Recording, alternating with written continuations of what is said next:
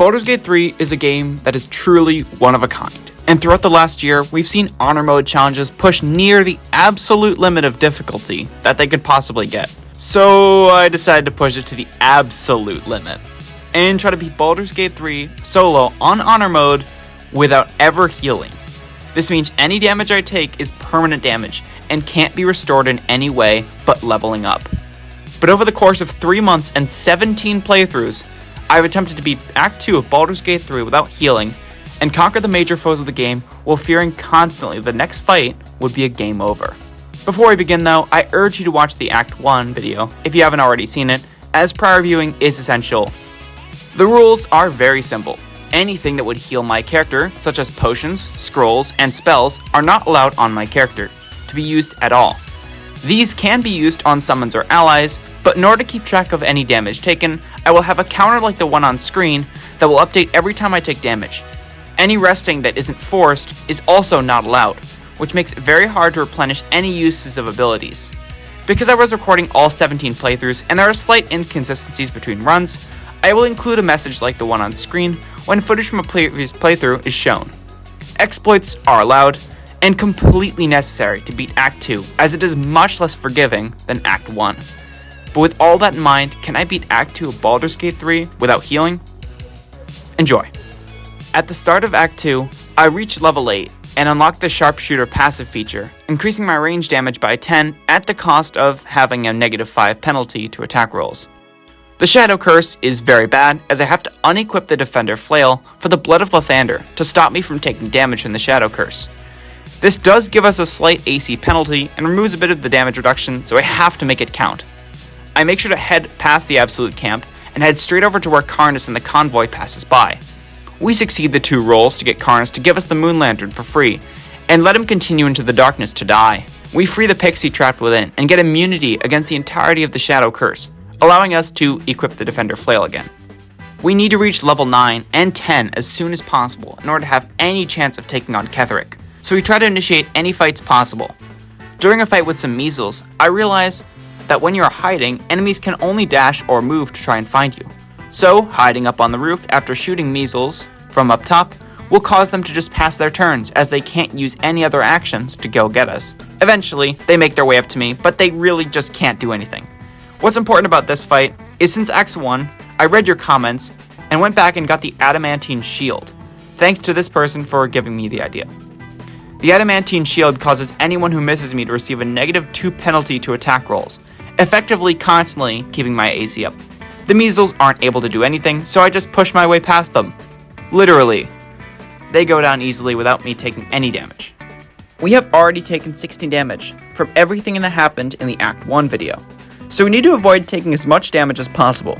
That is why our next target is the Shadow Mastiffs, right next to the measles. Thanks to Volo's Eye, they can't gain advantage on their attack rolls, and we kill them one by one because of Call of the Weak's damage. Our invisibility allows us to get out of combat whenever necessary, thanks to the Deathstalker Mantle. The item that the Alpha Hound has that I need is the Shadow Cloaked Ring, adding 1d4 damage against shadow creatures, and creatures that are least obscured. With the ring acquired, we head over to Last Light Inn for 2 essential items. Quartermaster Tally sells not only smoke powder bombs, but the Cloak of Protection, raising our AC to 29. Mattis sells invisibility potions, and the Evasive Shoes, bringing our AC up to 30. This essentially makes any hit that is not a critical hit just missed us. This, in combination with the crit prevention from the Adamantine Shield, makes almost nothing be able to do any damage to us. We test this out on some Shadow-Cursed Ravens, and thanks to the Holy Lance Helm that we also got, they all kill themselves before I even get a turn. Even though this build is obviously overpowered, and makes almost no attacks even hit me, I still intended on taking down the major bosses of Act 2 and doing every fight in order to level up. The first of which was going to be the Shambling Mound. The Shambling Mound has a legendary action that deals damage to anyone who ends their turn close to it. In order to not get absolutely destroyed by the Needle Blights, I used a fly scroll to get up high above them and try to ambush the Shambling Mound, only to find that it has immunity to piercing damage in honor mode. On my first turn, I use an arrow of many targets to take out 3 Needle Blights, while all the rest of them just rush up to me. The mound also attempts to pull me off the ledge, which thankfully I saved. In order to not take damage from the Needle Blight's explosion AoE, I threw a void bulb to pull them away from me, before flying and using another arrow of many targets to take them out. The vine blights don't fare any better, and after killing them, I hide as to not get yoinked by the mound. But the same thing with the measles happened, where the mound and the dead harpers just passed their turns. Because the mound is immune to piercing damage, I used one of the precious scrolls of Cloud Kill I got, and it just sat there, taking damage every turn until it was dead. Compared to the previous fight, dealing with Oliver's parents wasn't really a challenge at all, as they were just completely unable to hit me, and that fight was easily won. I saved Roland from some shadows, but in my haste to get to him, fearing he might die, I accidentally jumped too far and take 1 damage from jumping, bringing the total to 17. I head over to Thorm and make sure to give her all of my gold to get the signed trade visa and 1100 XP from killing her and her skulls. I still do want my gold back though, so I wait until she positions herself right next to the ledge and shove her off. I kill one of the skulls and retreat to the ledge. Thankfully, I am far enough away that 4 of them cannot reach me, but the 5th one death shrieks me for 4 necrotic damage through damage reduction. On my next turn, I'm able to kill her and pick up the Twist of Fate, which will become essential during Act 3. I proceed into Moonrise and head into the prisons to free the prisoners. With Woolburn safe, we can talk to Barkus, who sells us free smoke powder bombs and gives us a free one, just for saving him. The partial rest trick doesn't also work to get infinite of these because that counts as healing, so we need level 9 to get any more.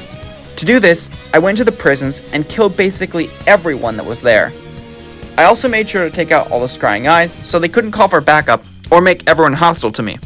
Shoving the adept into a chasm was enough XP for level 9.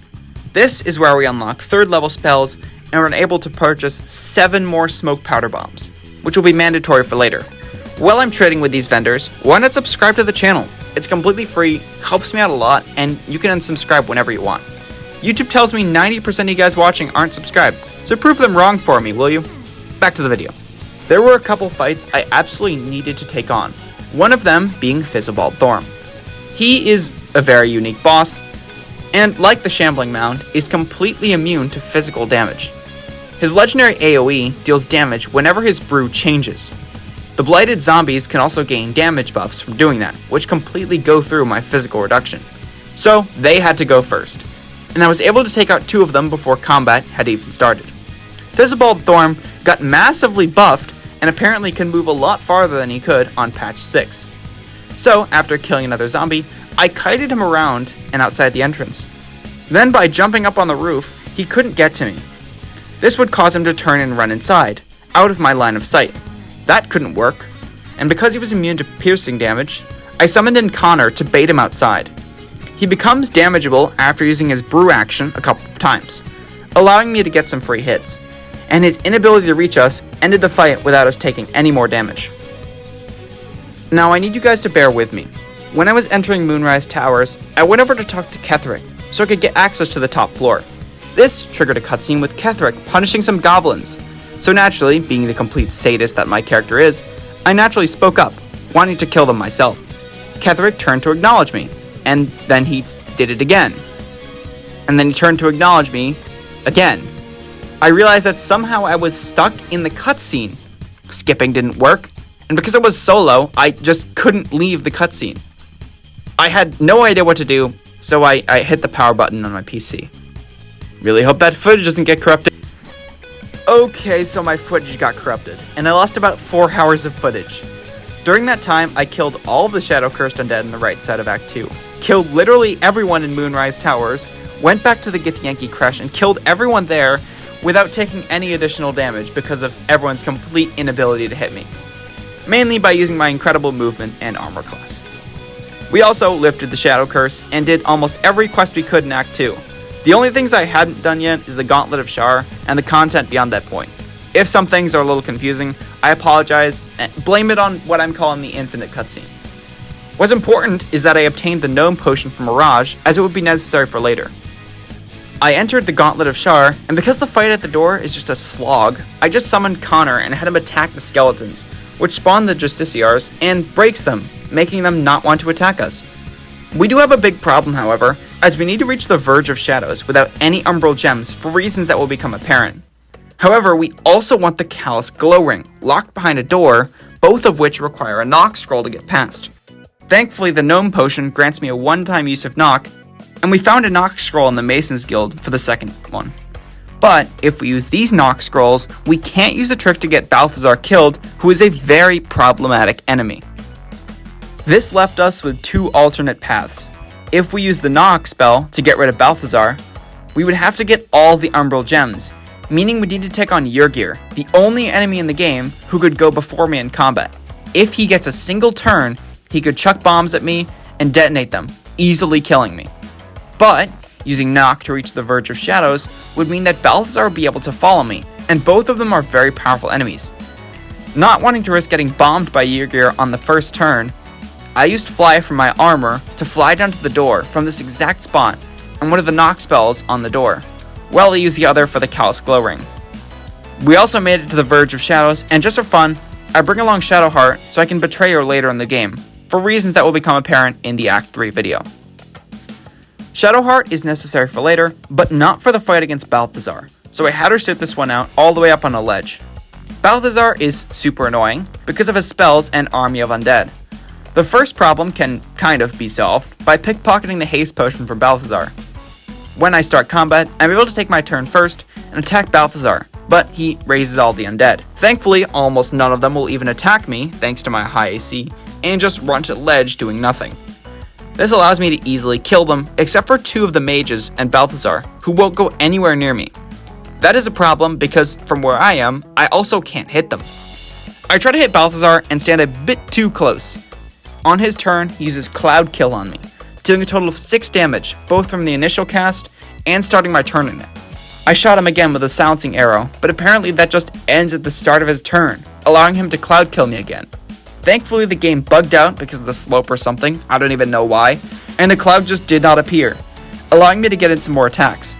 On his next turn, he's clearly desperate as he attempts to shove me, and thankfully fails, almost ending the run. I'm able to kill him, and the mages are just no threat to me.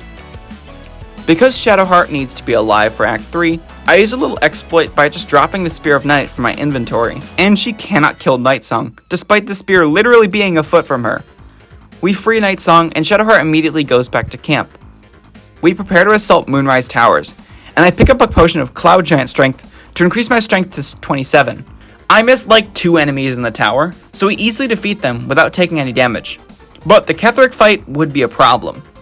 Thankfully, I made sure to pick up the note from his wife, which was also during the corrupted footage section, allowing us to convince him to stand down. But Evelyn shows up to ruin the moment, bringing us into a fight that has the potential to be absolutely disastrous. On my first turn in combat, I make sure to target Sostera, but I can't do enough damage to kill her, forcing me to run and hide away so she can't fireball me. The Necromites and Ketheric wail on Evelyn, and this is where the first problem of the fight comes into play. Ketheric has an aura called Legions of Bone, and whenever a creature dies in that aura, a skeletal egg spawns. This, if it goes unchecked, can create a near infinite source of Necromites. Since I'm now on patch 7, these Necromites also join combat correctly. Thankfully, my AC is so high that they can't even hit me, even with advantage from deadly orders. Ketheric can, however, so in order to not get smoked to death, I jumped on top of one of the beams, and used multi-shot arrows to begin eliminating the Necromites. I also made sure to shoot Ketheric once a turn to increase the stacks of ability drain for reasons that will become obvious later. Evelyn contributed only a little bit, being brought back to life and immediately killed by the Necromites or Ketheric, but because Ketheric refused to jump up to me, this allowed me to cause him to run away after a few turns. But, for some reason, forgetting that the platform I was standing on would be destroyed in the cutscene, I was still on that platform. But some way, somehow, I mastered the ability of flight and didn't fall and take any damage after the cutscene ended and the pillar that I was on was destroyed. After dealing with the Necromites, I made sure to go back to camp and get the rune powder explosives and bombs before descending into the colony. We free Zevlor, and the XP from taking out almost everything in the colony got us to level 10. This really doesn't give us any more benefits, which means we'll have to fully respec pretty soon. The Ketheric/Myrkul fight, to my knowledge, is impossible without taking damage. But a few things need to happen. Number 1, we need to get Myrkul low enough in 2 sets of explosions. Because not enough time has passed, we can't use Scratch to help us free the Nightsong. To accomplish this, it's finally time to summon Shovel. And use the insane stealth bonuses from being a deep gnome, we use greater invisibility to sneak up to Ketheric and place the smoke powder bombs just over a stack next to where Myrkul spawns, with an alchemist fire next to it.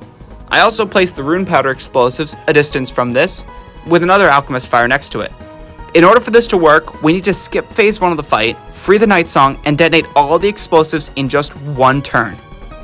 We head over to the Night Song and break our invisibility next to her, triggering the cutscene with Ketheric. We convince him to skip phase 1 of the fight, and the hardest battle of Act 2 begins.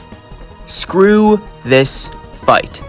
7 of my 17 playthroughs ended in this one fight, but those failed attempts gifted me with the knowledge I need to beat it. Given my high initiative, I'm able to go first in combat, and haste potion, to make sure I can do all the things I need to. The first action I use to free the Night Song to make Myrkul vulnerable. Then, I use an arrow of transposition to get up to the high platform to get out of range of the rune powder explosives, before using the free Gloomstalker attack I get to shoot the alchemist fire next to the stack of bombs, dropping Myrkul down to under half HP. I then use the rest of my movement to get as far away from Myrkul as I can. Now the timing is very precise, as we need all the enemies to get within range of the bomb. The Necromites dash toward Myrkul, but can't heal him, because they're far enough away. Unfortunately, the Mind Flayer succeeds to dominate Evelyn. This is a big problem, as it causes the Intellect Devourers to go for me instead of her. They can't hit me, but right as Myrkul begins his turn, I switch over to Shovel, who is still invisible, and have her attack the Alchemist Fire to blow up Myrkul. Unfortunately, he still gets his turn, and uses Gaze of the Dead, dealing 11 damage, and Call of the Damned for another 2 damage. I needed to kill him next turn, or I would certainly die or take too much damage. Thankfully, I didn't even need to worry, because somehow Evelyn survived all of that, and the Call of the Damned broke the domination on her, allowing her to take a turn and smite Myrkul to death. This fight was super insane, and we took a total of 40 damage over Act 2. We recruited Jaheira for later, and headed on the road to Baldur's Gate. There was only one fight left between me and Act 3. The Githyanki ambushed us during the night, and we used our insane movement to reach the portal easily, not wanting to take any damage from her voice, and enter the Astral Prism. For this section, I am at full health, but still keeping track of damage, as there is no fall damage, and an actual time limit to get to the Emperor. I lost one of my runs the hard way, because of that. So, if things look a little bit wonky, I apologize. We easily reach the Emperor, and misclick to attack him, instead of helping him.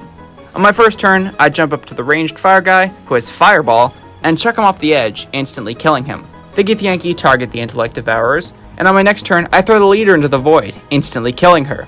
The other melee guy also gets thrown into the void on the same turn, instantly killing him. But the airbender gets a turn and uses Fist of the Unbroken Air on me, hitting me for 7 damage before I toss her off the ledge, winning the fight. I accept the tadpole and just decide to eat it for fun, and with this tadpole, this grants us a great deal of power. With that, we enter Act 3 after finishing Act 2, taking a total of 47 damage throughout all of it. If you've enjoyed this, please consider subscribing and showing your support however you like, and I'll see you later.